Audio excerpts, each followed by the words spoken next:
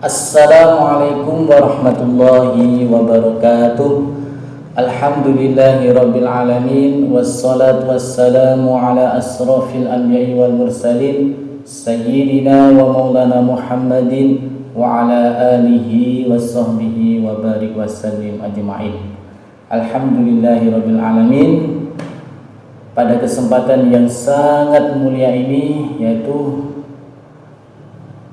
kesempatan yang sangat luar biasa, yakni di bulan suci Ramadan, kita oleh Allah masih diberikan nikmat Islam, nikmat iman, dan nikmat kesehatan, sehingga pada hari ini kita masih dapat melaksanakan ibadah puasa Ramadan dengan sehat walafiat.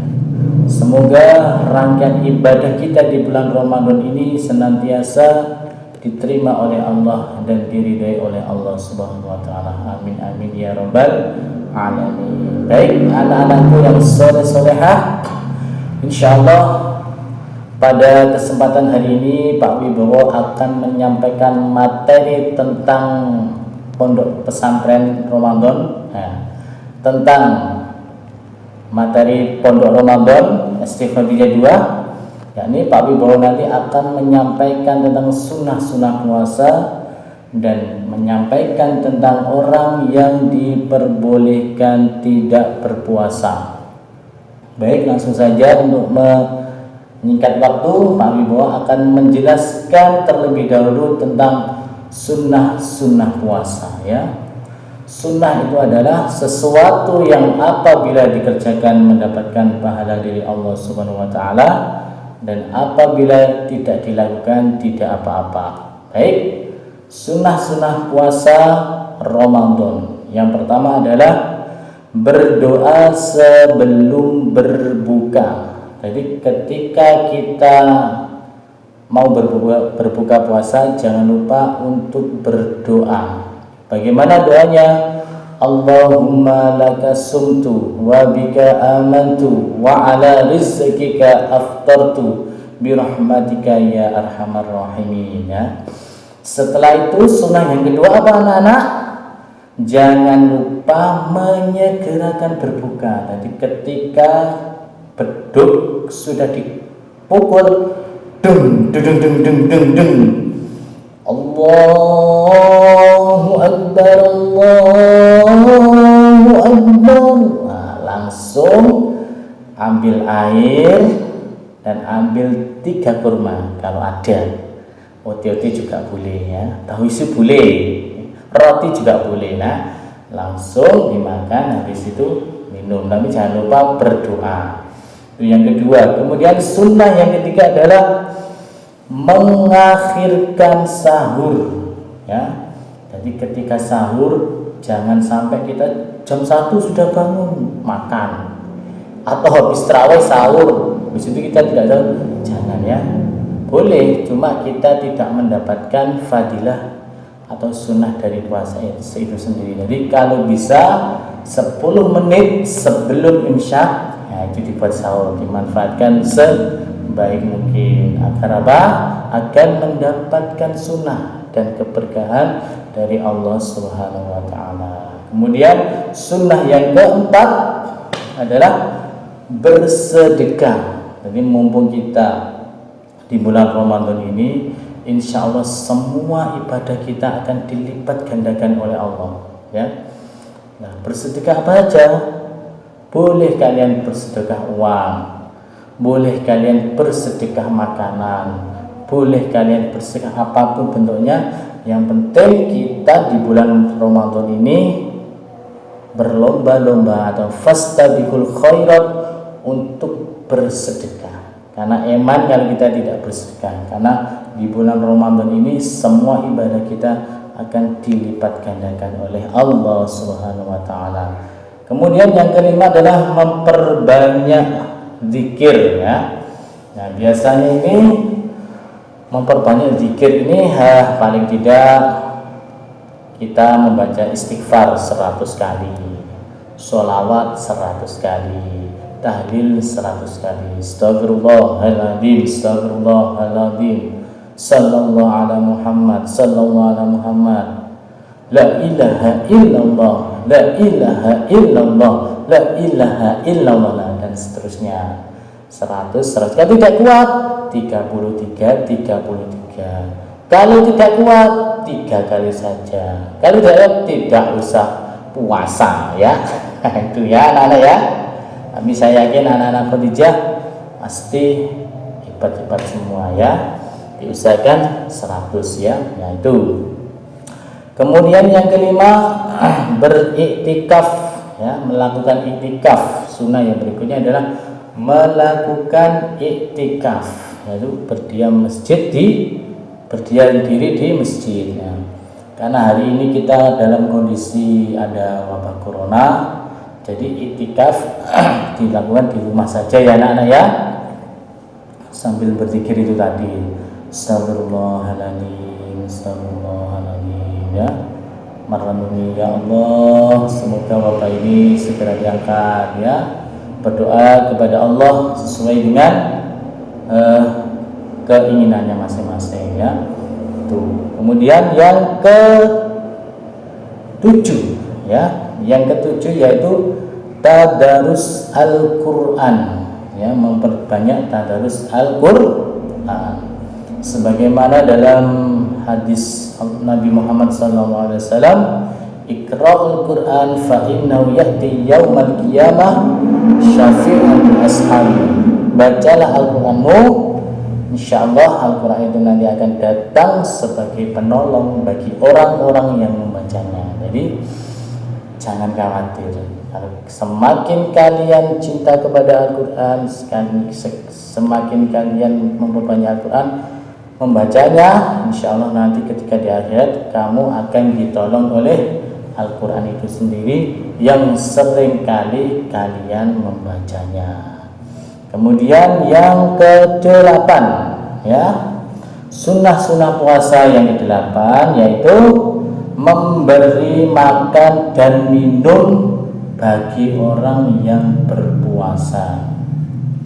Jadi anak-anak, kalau anak-anak banyak rezeki, kelebihan rezeki, nanti tolong disisihkan sedikit rezekinya itu untuk dibelikan makanan ya. Bisa nasi padang, bisa nasi bebek, bisa nasi pecel, bisa apapun jenis makanannya, bisa gorengan juga, dan kita kasihkan kepada orang yang berpuasa. Insya Allah ketika kita memberikan makan kepada orang yang berpuasa itu, kita sama dengan juga berpuasa seperti orang yang berpuasa itu. Jadi kita mendapatkan pahala double ya, mendapatkan pahala yang double. Kemudian yang terakhir anakku, sunnah puasa yang terakhir itu adalah yaitu melaksanakan qiyamul lail atau sholat malam ya. Nah ini diusahakan bangun jam 2 atau jam 3 ya, sholat qiyamul lail, sholat taubat, sholat hajat, sholat tahajud, sholat tasbih, atau sholat-sholat yang lainnya ya, boleh ya, diusahakan paling tidak 2 rakaat ya, boleh sholat tahajud, boleh sholat hajat. Agar apa?